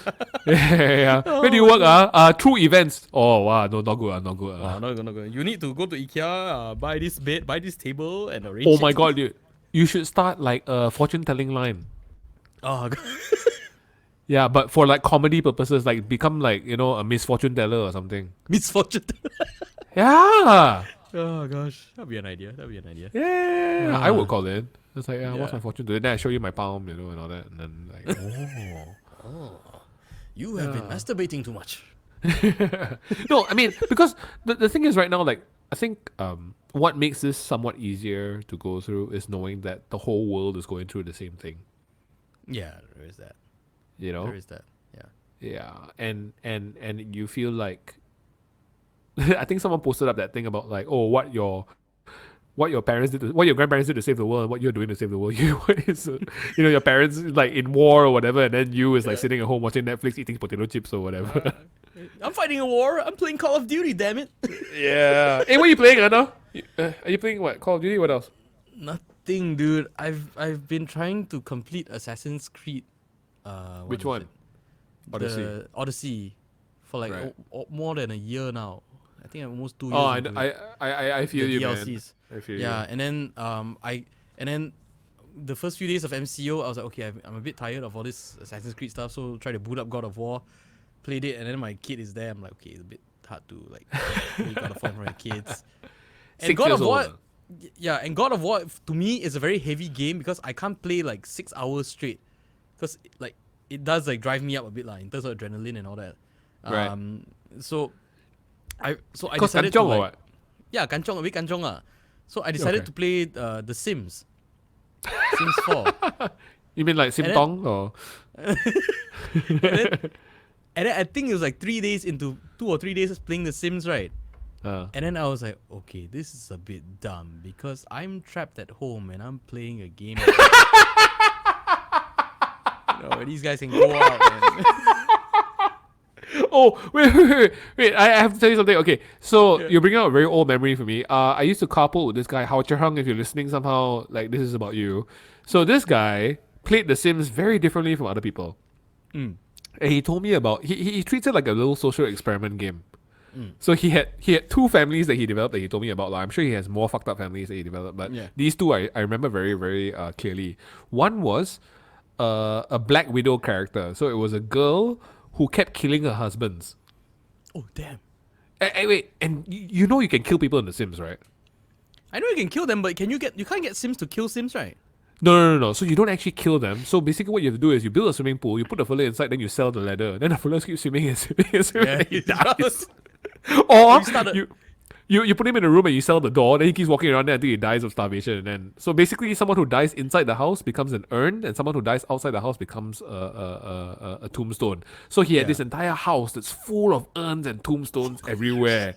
And I was like, whoa, that's brilliant, man. So that was family number 1. Family number 2 was he did this is very racist. He did a poor Indonesian family. So they all work for the military. All they have at home is a black and white TV. It's a family of 9 people sharing 1 toilet. And then they all like they all shit outside when someone else is pooping in the bathroom. So it's sorry, when you brought up The Sims, I had to share that story. That's brilliant though. I remember getting into this thing where like once you get too bored of The Sims, you go online and then you find out there's like tutorials on how to kill them. And then, like, I remember experimenting. I did the ladder swimming pool thing once before. Did it work? Yeah, it worked. I did one also where you get the Sims to like cook in the kitchen, right? And that Sim like he must be like don't know how to cook one. So like he triggers a fire, and then you remove the door. You delete the door. I think that's a bit faster than starvation, Yeah, it's way faster than starvation. Yeah. Yeah. Oh gosh. I've never actually played The Sims, so I wouldn't know. Like, so it's good to hear that you're verifying this theory about the selling the ladders and stuff, because I've never verified this story. Oh Yeah. gosh, man, yeah. It's brilliant. It's epic, lah, epic. So, man, yeah, video What games. else? So I really thought I'd be playing like way more video games, during this period because like before I had kids and all that, right? Man, I could play like what 8 hours straight, 12 hours straight kind of thing, and now it's like I can barely. Even when I even when I do have a day to play, right? I sit down and I'm like, want to commit also hard now. Want to play video game also like, oh man, you know. For me, like I play at night, so nighttime is my video game time. My girlfriend plays with me as well, so we play a lot of story-based games because she likes the story. So we played Mafia 2 recently. We played Mass Effect 3. I'm actually using her really. I'm using her to clear my backlog of games that I like started but never finished. Are you on PS3 or? Because those sound like No, sound like PC, PS3 titles. Oh, PC. PC. Okay. Mass Effect 3 Yeah, is good. PC Master Race. Sorry, what? Nah, Mass Effect 3 is good. Oh yeah. She really enjoyed it. She wants to go back and play Don't- Mass Effect 1 and 2, but I'm like, no lah. Yeah, Mass Effect 2 is Mass- alright. Don't get Andromeda. Yeah. A lot of people told me the same, so I'm not going Yeah, to. I got it at half price. I still wasted money. I was like, piece of garbage, man. Yeah, I heard. Did you play the Outer Worlds by any chance? Outer Worlds, no. The Outer Worlds. No. Okay, wait. Assumedly, like, some people listen to this podcast, so I need to do a shout out here, okay? Yeah. If there's any StarCraft 2 players out there, please contact me because I'm a dying race. I'm a dying race and I need company, okay? So if there's any StarCraft 2 players out there, add me on my Battle.net when- ID. When PM me did from my Battle.net StarCraft? ID. When did StarCraft 2 like die out? It didn't die out. It's just that my entire gang that played StarCraft 2 all moved to Dota, so it's like, okay. But I'm StarCraft not 2 is gonna still play around. Dota. Like people, it's still an active game that a lot of people play, right? Not in Malaysia for whatever reason. So when I find a StarCraft 2 kaki, right, it's like so precious one, Yeah, so StarCraft 2, and sim racing, which I just started recently. And that doesn't mean like sim tong racing in this car. It's basically like proper like racing. We play Assetto Corsa. There's a steering wheel and all that kind of thing. It's really fun. It's like realistic car driving because we don't get to drive our real cars anymore. Yeah, you're quite a petrol head, right? Actually. Yeah. I You am. love your I cars, mean, yeah. not like goi chair, modified car, or that kind of thing, but yeah, I love driving. So Yeah, anybody there, please add me. That's all. It's again. It's lonely. One thing I really wanted to do before the MCO kicked in though was it's one of the things I want to do this year, which is to rent a Mini Cooper via like SoCal or something like that and just drive it around for like a few hours because I don't know why. For some reason, I've never sat in one before. I've never driven one before, but for some reason, I'm like, I really want a Mini Cooper. I don't know why. And I'm Pinjam like, lah if I- from somebody lah, like a friend or something. Last about 3 years ago, I did a car exchange with somebody. So basically, for I think 2 or 3 weeks, he drove my car and I drove his. Yeah, Totally I had legal. I had this situation where I crashed my old car a couple of years ago, and then like it was in the workshop for some time, so I asked my neighbors if I could borrow their cars because a lot of them had spare cars around. Whoa, Satya Alam very atas oh. No man, no lah. I was surprised also because like they were like. Fucker, I can't even borrow eggs from my neighbor when you borrow cars, man. What the hell, man? I thought Damansara Jaya was okay one, It's like, hey, got eggs, sorry, go buy yourself. Dude. And you would think that it's like a spare Myvi or a Axia lying around, whatever, right?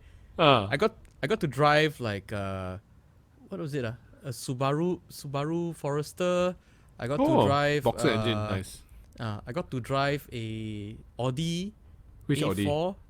Wow. Yeah, and then I got to drive I think Mercedes, don't know what A200 or something lah. It's got Dude, like are the you- wheel. Are you like $1,000 the bucks poorest person in your neighborhood or something I, or what? I think I should be. I think I am, no. That's like because, but they were kind enough. Like one of the neighbors was like, "Man, you can borrow my car because I work in an office, right? So the only thing is that you need to send me to the office in the morning, and you just like give me pick me up and send me back lah." But during the Holy day- hell, man! You got the nicest neighbors in the world, way. Yeah, so I'm really, really grateful for that. But also that was the time when I was like, I drove all these cars. And granted, some are like way more expensive than my own, and I was like, You drive a Nissan, right? If I'm not mistaken. yeah, that time I drove a Nissan Sylphy, and I was like, Yeah. I really love that car, and I was like, I was driving these cars, and I was like, well, they're nice, but I don't I don't feel the difference in the price tag lah. But okay, I'm not like a car on like enthusiast connoisseur thing. So I didn't get it. I didn't get it. So I was like, from that day onwards, I was like, you know what? There's probably a level of cars I can appreciate, but then beyond that, I'm very curious. What is the level of car that you can appreciate if you can't appreciate the difference between a Nissan Sylphy, no offense Nissan, and an Audi A4? I'm sorry. I didn't get it. When that start stop, it had a start stop feature thing, right? The start stop kicked in, right? I was like, what the hell? The car spoil or what? Okay, you do know that start stop is available on like Proton, and like MyVs and stuff now already. Right? That time I wasn't aware, dude. Okay, like, well, like, it is. Yeah, and that's then, no longer a premium feature. The premium feature is when you close the door, dude. When you close the door, it just goes boom, and you feel like you're sealed in, you are safe. Outside there could be Ebola or whatever, but inside the Audi A4, you are freaking safe. Like, it's that Conti feel, Yeah, you don't get that at all. I don't get it. Even with the Merc, I was like, wow, this is a fancy Merc. I was like, because it's like some 2-seater thing. And I was like, I don't get it. And when you press the accelerator, you still feel nothing. It's like, okay lah, it's fun. Okay lah! Oh my god! Okay, wait. Let me clarify something. I don't want to be a hypocrite here because earlier I said, don't spend money on a car and all that. Blah, blah, blah. Not spending that money and not appreciating it is two different things. So I used to be a car reviewer, which, like voiceovers is the worst job in the world. Yeah. Okay? Like, you have to wake up early in the morning. You got sent to like a third world country, like Spain, Spain and Monaco. Yeah, you have to wake up early in the morning, go to the airport, get put into business class, and then get flown to some crap destination like Barcelona or Madrid or Milan or whatever, and then you got to test these crappy ass BMW GT, Mini Cooper, John Cooper Works, and then you got to drive up some stupid mountain called the Alps. Oh my god, it was horrible. But I tell you one thing was horrible. I didn't pay much, but honestly speaking, that got the whole luxury car thing out of my system. I appreciate a good drive. I think I can definitely appreciate where the money comes in between a Sylphy and a BMW. I just don't think it's worth. You know what I you're giving appreciated recently, but it was a one-off. I really appreciated driving a Mazda 2 because I was using SoCar again. And how much is a Mazda 2 on SoCar? I got it like at some like stupid low price because they have like these flash sales and all that. So I think it was like less than 15 ringgit for an hour, I think. Oh, okay. So you got to drive for an hour? No, I drove it like for like 4, 5 hour block kind of thing because I needed it for like quite some time because my car was in the work, like again had some freak accident with the new car and then Oh, pray tell, what kind of freak accident? Like I reversed into another car that was reversing out of their car park. So both cars were reversing, and it was like I think the other car was like a Alphard or Velfire, and then like because we were both reversing, when we made nobody's the at police fault. report, nobody's at fault. So just, yeah. Wow, that's like a Sheraton move, man. Yeah, it's like both of you are just too dumb. And this happened at the wrong time. That reminds me of like when I was in Vietnam and I saw two dogs like stuck together on the ass. Yeah, sorry, that's the first mental image that came out. Yeah, but so then you borrowed your nice neighbor's like what, Ferrari or what? No, the Mazda 2 was a SoCar, so it was a rental. But that was one of the times I was like, wow, it actually like, I get it. I get the driver car connection thing. I was like, wow, this is so nice. I kept raving to my, hey, this is nice. Maybe you should get this like once your car like starts to direct, maybe you should get this. And she's like, oh, but it's a bit more expensive than it's worth it. Then I thought, okay, let's try it a second time. Tried the second time, right? Okay, totally lost it. I don't know what. Why first time you got such N2 and then second time got no N2 already? I don't know. I don't know whether it was a seat adjustment wrong lah or like some miracle thing. And then I was like, okay lah, didn't happen. But then you still want to drive a Mini Cooper. I still want to drive a Mini Cooper. Actually, my current favorite car is my wife's car. Is the Kia Picanto. Oh yeah. I can imagine that'd be quite fun. Yeah, because I drove a Picanto Soul car as well, and I was like, wow, I drove a newer version of it. I was like, hey, this is nice lah. It's quite ideal for me because it's a tiny little car that just zips around, no issue about like the car feeling too light or whatever, and you feel, Yeah. it handles like a sturdy vehicle, you Yeah. know, and it gets you everywhere you want to go lah. It's like super practical lah. And then The first car I actually went for a review on was the Mini Cooper. It's actually a really fun car, man. You should try it out. Yeah. yeah, so I do want to like if this MCU is lifted and all this kind of stuff, I do want to like take a Mini Cooper for a few hours lah. My friend was like, why don't you just go into a Mini Cooper showroom and just take a test drive lah? And I'm like, no, because if I walk into that showroom, right, chances are I will come out with a loan I cannot afford. Keep your IC at home, lor. Yeah, no, something will happen. I don't trust myself enough. Actually, if you keep the IC at home, so you can't drive the car, lah. Yeah, so fair enough. Yeah. So at least with the Soul car, right, it's like, okay, there's no one selling you anything. There's no one trying to do anything to you. You just take the car, you go wherever you want to go, and then you drop it back, and you're done. No. I End of know transaction. what you should do. I have a secret strategy for you. Mm. You get a car that ties to someone's childhood. Like my Toothless, like a Del Sol, right? People wanted a Del Sol when they were in college. Yeah. So then people actually look at the car with very fond memories and say like, wow, I always wanted to drive this car. And they're probably like upgraded to something nice, like maybe a Mini Cooper or whatever, and they do a car exchange with them. Whereas a second-hand Japanese car is actually pretty cheap, so it's an affordable way to drive your dream cars. I'm driving like a Nissan Serena now, which is Yeah, that won't do it. No, nobody thinks like, oh yeah, I've always Wow, wanted back to in the drive a day. Nissan. Yeah, wow, I used to dream about like the automatic door, and the narrow wheelbase. Oh my god, my dream, make my dreams come true, man. Please take my Ferrari. Before I started this tech startup, my dream was to become a bus driver. Oh gosh. Not just a bus driver, but like a school bus driver. The one Yeah, that pick up exactly. other people's kids and stuff like that. Oh, yeah. but dude, I tell you that car, right? Like, that car was like, okay, it's that moment, you realize you're a father. It's the ultimate dad car. I don't know how to say this while maintaining my credibility, but I actually thought about buying that car. It's super practical. It's super Yeah, and it's a hybrid, right? It's a S hybrid or something like that, right?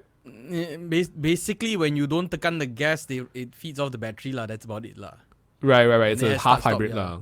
Yeah, because Yeah. I was thinking about it's actually damn affordable. It's like under 100K, and it right, and it fits like six people.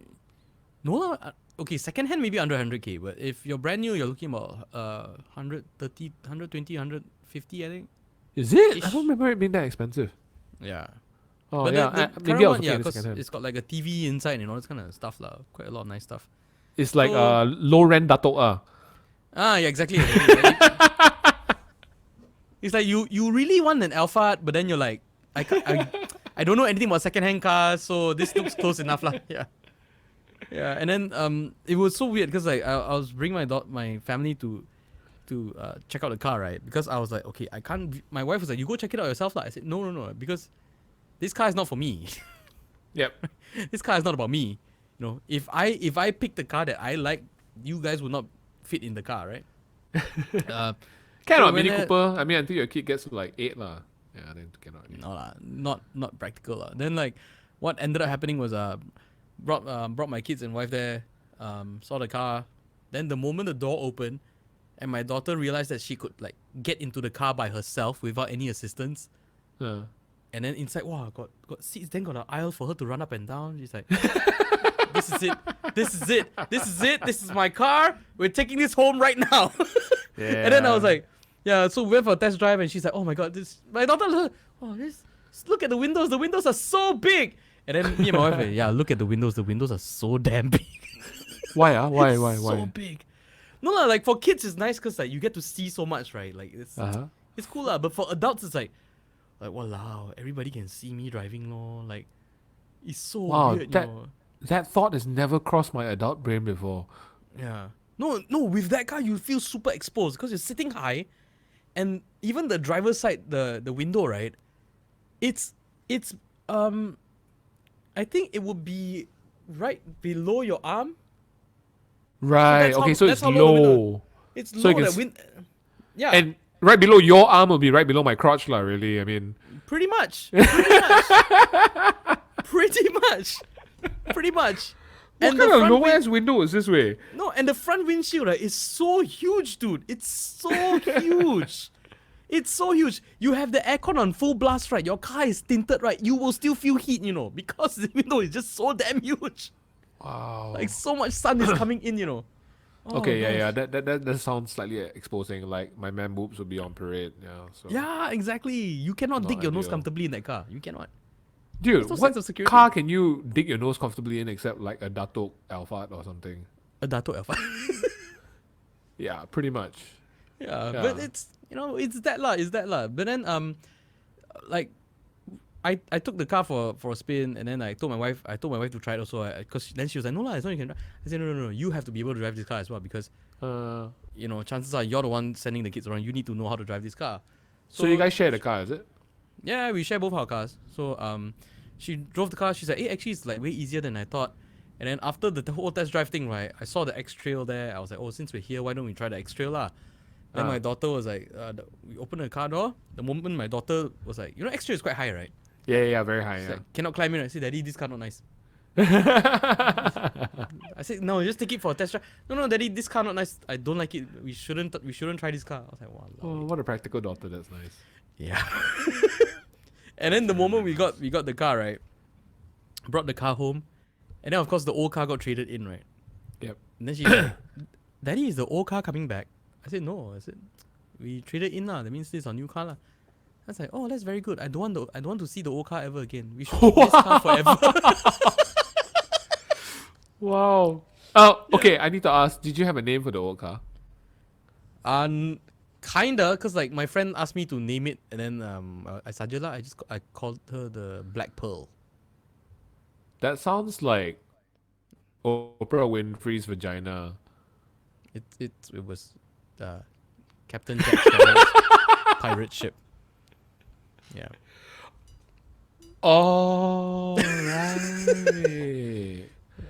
Hey, speaking of Jack Sparrow, I'm very disappointed that you guys didn't participate in the the voice guild challenge requesting thing, that right?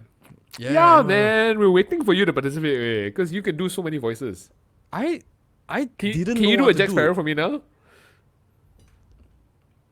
I don't know. Maybe if we get on a pirate ship and we do a little swashbuckling. Yeah. Yeah. Yeah. You did the savvy thing. Yeah, that's how. Savvy. Ahmad You did savvy. You better savvy. now.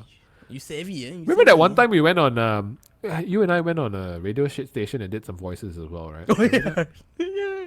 I don't remember You what- did you did Smeagol and I think I did Bane. Yeah. I Which is remember way you harder told than Smeagol. I mean, me. Yeah. yeah. For sure. What do you think, man? Yeah, The precious. yeah, Smeagol. Yeah, So Smeagol's like Chuck, entry level. Chuck and I are available for voiceover. I'll leave our phone numbers. Yeah. Yes, please check out our profiles. Yeah. We have home mics. Mine is not as expensive as Steven's over here, but it's good Well, enough. we're desperate, and we'll take any requests. You want us to just say your name or like replace your voicemail message? We will just 50. Ah, bucks, speak for 50 yourself, man. I had 4 jobs last week, so I'm good. Yeah, he's desperate. Yeah, but I'm fine. Okay. Getting desperate here. Getting desperate. Yeah. That's fine. That's fine. Yeah. I think a lot of people are This- desperate doing the MCO. Yeah. My friends have been asking me about what's up with this black backdrop thing. I said if it doesn't pan out, I'm just gonna be a terrorist lah. That's it. gonna I make think you made terrorist videos. a pretty bad terrorist, man, considering how know. much your picture is on the Yeah. internet. I know. I think And then they will they'll find you quite easily. people will see this face, right, and they're like, he's not terrorizing anyone. Yeah, well, let's not talk about the face. Let's talk about stature, Yeah, voice. exactly. Yeah, you're not exactly terrified. No one's getting terrified. Yeah, no one's getting terrified. No. Yeah. He's cute though, but no one's getting terrified. Yeah, maybe you can terrorize your cuteness, lah. Like, you know. Yeah. I will gonna steal the tickle love away you. from your parents. I'm gonna tickle you. Oh god, if you that do was not sad meet and my cute at the terms, same time. yeah. If you do not meet my terms, I will tickle this man until he dies. Oh god. Dude, Yeah. and You know we're what? I like just in- realized it's been already 1 hour 40 minutes already. You know. Yeah, exactly. I was just about to point that out. Oh man. Just like that, Yeah, right? Just like that. Yeah. When you told me you want to do a podcast, I was thinking like, okay, 20 minutes or whatever. And you told me like an hour plus. I was like, what are we gonna talk about, man? Bloody hell. Yeah, I know. An hour and but- 40 minutes later. Exactly, but that's the best. That's the best thing, because the weird thing, like again, this podcast very heavily influenced from the Joe Rogan style, which is like no no shits given about how long the actual episode is or ends up being. Yep. And I kind of understand why now, because it's you will get this thing like, okay, at first everyone will be apprehensive like, oh, like how long does this? I was like, how long can I talk to another person, right? It's Yeah. like 20, 30 minutes tops, and then if 1 hour we will run out of things to talk about. One. Dude, that's where we are right now as people, you know. Like, we don't think an hour plus conversation is feasible, you know, right off the bat. Mm. And then when you actually get into it, it's like, oh, actually, yeah, it does flow. And then like, I like that. I sometimes I like that moment where, me and my guests or whoever we don't have anything to talk about anymore. Yep. All right, we've said Yeah. whatever. Realistically speaking, we've got nothing left to talk about, right? Uh-huh. And so we're both just there, okay. And you can feel that lull, Uh-huh. but then someone will say something, you know, and then suddenly everything just pops back, and then you just go for another like half an hour, 45 minutes, easily. I don't think I sensed any lull in the last 1 hour and 40 minutes. No, yeah, definitely. Not. It's like, what the hell, man? Yeah, exactly. But it's amazing, right? So like that It is is, what it is. I enjoy about this, because and this is why partly I didn't want to do this during the MCO time as well, because I was very worried about like doing this online via like the web, because of I didn't want people to be distracted. I didn't want, you know, I wanted people to feel like things were immediate, and you know that we like both of us were in the room and just like talking lah, you know, to be real lah.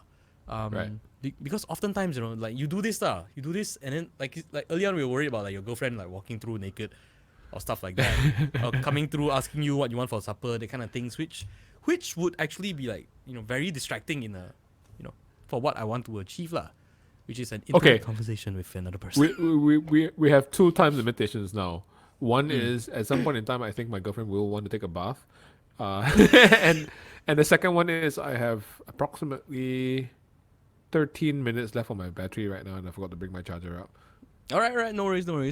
But Yeah. it's cool though. Like, I mean, that's about it lah. It's fun lah. This is How do really you how do you usually wrap these things up? Like, what's the winding down process? Or when you know process, I just say like, you know, it's been a good chat, thanks, and that's it? that's it. Afterwards, So like, we're in a conversation, blah blah blah blah blah. Then suddenly you go like, it's been a good conversation, thanks. no lah. I Like- like it's like how like we kind of ended. We kind of like settled on like, oh, it's been an hour 45, you know, and then suddenly, okay, now you have your time limit with your battery and all that. So that limit will set in. It's just that previously when I used to record in my room, right, in my studio, because I would record with my phone. You know, I would feed the audio to my phone, and it would be dependent on how long my phone can survive. And like at any given time, I can only do like record like about half an hour plus, because for some reason after 30 over minutes, the phone camera will cut off, and I have to restart really? recording. Yeah, I don't know why that happens. I don't know if it's a memory thing, No, or no, it's a battery thing, or file size I- thing, or what. I think I read something about this. Like, it's a legal thing. Like, because they don't want your camera to be on recording you via, let's okay. say, a virus or whatever. So I think it's Yeah. it's hard coded or something. Yeah, But it's yeah, I never- feel like I remember that. But it's never a consistent time though. If it was like always 45 minutes, I can work with that. But it's always like only when you go past half an hour, then it starts to get iffy. Like especially after 40 minutes, that's when like any moment now it will cut off. Like 42 You wanna minutes, hear a 41, really- 38, yeah. A really interesting piece of trivia is that all phones in Japan, and you'll be able to guess the reasoning behind this thing, this legal requirement the minute you hear about it. All phones in Japan require a sound when you snap. Oh yeah. I kind of need that. You can actually Google this, yeah. Yeah. Only in Japan, yeah. No matter, you cannot take a silent shot where whatever device you have, whether it's a phone or a camera or whatever, it needs to have a sound effect. That's the thing, but that's the thing, right? Like they could have had it, but they ruined it for themselves. They What could do you have had it. No, I mean they could have had like silent cameras, but because of like perverts and like, you know, Yeah. shitty behavior, shot themselves in the foot. You know. Yeah. Or up the skirt. That kind of thing. Yeah. No, but Yeah. But that's the whole like fundamental human problem, right? Like a lot of people are fine with certain things, and then it's just because like there's a bad batch of like idiots that like do stupid things with good stuff, and then because of that, no one can have that good stuff anymore. The more people you have in the world, the more idiots you have to create laws for. Yeah, exactly. Yeah. Yeah. Ah, man. Which to me is kind of like, I feel like it's moving to this closing mode, right? There are good sides to this MCO. Like, I think, I'm not sure whether this is fake news, but it seemed to be quite legit that the hole in the ozone has apparently been just fixed. Yeah, they said it was getting smaller or something, right? It was Yeah. So apparently it's been fixed. I think after this also there'll be a certain move away from consumerism, I feel, because now people have been at home for a month and a half, right? They're going to pick up some stuff, like exercising, cooking, and so on and so forth. So there's going to be a move away from consumerism. There won't be as much stuff to buy because some of the stuff that you want to buy is probably out of business already. Yeah. So I think those are good things. I was reading an article the other day about how the stock market is different from the economy. So a lot of people think, stock market is down, means the economy is bad, means you won't get jobs or whatever. No, but stock market is actually just like big companies, people getting rich, Yeah. The economy, I think, would be a lot more locally focused. I think that's a good thing as well. Like, people are going to be buying local a lot more because you don't want to get coronavirus from another country that sells you, pears or whatever, right? So yeah, I think there are a lot of good sides to look forward to here. I mean, of course, it's very sad for the people who died. And I think that Malaysia, again, did a damn good job by keeping the death rate to like 1%. It's like crazy, man. Yeah. I wanted to talk about this earlier, just now. I think about 8 minutes left on my battery. Isn't it funny now how all the first world nations have become third world nations? I know, right? I have wanted to explore this with people because like the whole time everyone was like, back in the day we all would grow up like idolizing the West and all that freedom and all this like, grow up, America, fuck yeah. Let your children do whatever they want and grow and raise them with love and all that stuff. And now suddenly it's like, COVID-19 is a government agenda. It's not real. We gotta go back and open up casinos, start up businesses. It's just the government trying to screw with us. And I'm like, it was like, you can't fuck with my freedom, man. And like, they're all screwed now, man. And look at all the Asian countries. The Asian countries handle it so much better. It's like Asian countries, even in the worst case, they're going out there and smacking people with rods. With rods and rods. There are benefits to obedience, okay? And then we can finally say that now. Yes, okay, freedom's great and all that, but when it comes to a virus like this, I don't know, man. It's crazy, Yeah, but that is another discussion for a fully charged laptop. So yeah. But it's still important, It's like now, right? Like last time, right? I think you'll see a drop in like Angmo marriages to Asian women, like in the next coming years, right? It's like, oh no, I scared your coronavirus. I don't want to date him already, And then like it's like, I'm not afraid of coronavirus. I'm scared of stupid. That too. Please don't be either one. Are you from Alabama? Did you vote for that Las Vegas mayor? Oh god. Gosh. Hey, but Ben, thank you so much. I really appreciate it. Really appreciate it loads. Fun, Let's do this again, man. Let's do this again. I'm sure we can have like even more thrilling. Yeah. Have you ever done like a threesome before? I don't want to do it because it gets noisy, lah. It's a different thing. It's a totally different thing. I agree with you. Totally different thing. That comes off like a show already. It's not like a one-to-one conversation kind of thing. Fair enough. Fair enough. You should call it something. You should call it like I don't know, like intimate bones or something. I don't know. The reason I call it the Steven Bones Everything podcast is because I don't have a title for it. How about Barely Bones? Maybe Bare Bones. Bare Bones. Bare Bones. Bare Bones, right? Yeah.